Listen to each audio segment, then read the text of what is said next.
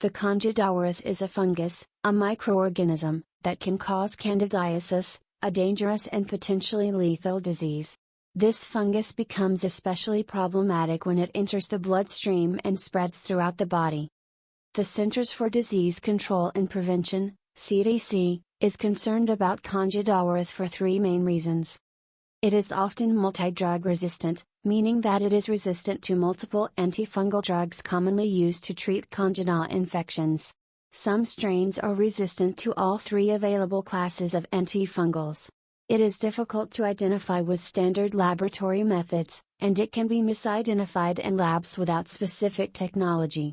Misidentification may lead to inappropriate management. It has caused outbreaks in healthcare settings. For this reason, it is important to quickly identify Candida auris in a hospitalized patient so that healthcare facilities can take special precautions to stop its spread. Candida auris has caused bloodstream infections, wound infections, and ear infections. It also has been isolated from respiratory and urine specimens, but it is unclear if it causes infections in the lung or bladder. People who have recently spent time in nursing homes and have lines and tubes that go into their body, such as breathing tubes, feeding tubes and central venous catheters, seem to be at highest risk for Candida auris infection. Candida auris infections have been reported from over 30 countries, including the United States. Because identification of Candida auris requires specialized laboratory methods, infections likely have occurred in other countries but have not been identified or reported.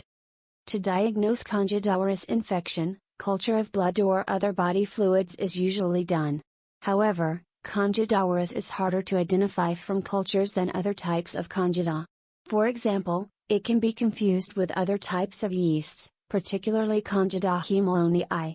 Special laboratory tests are needed to identify Candida auris. Treatment of Candida auris infection depends on the type and severity of the infection and the antifungal susceptibility of the isolate.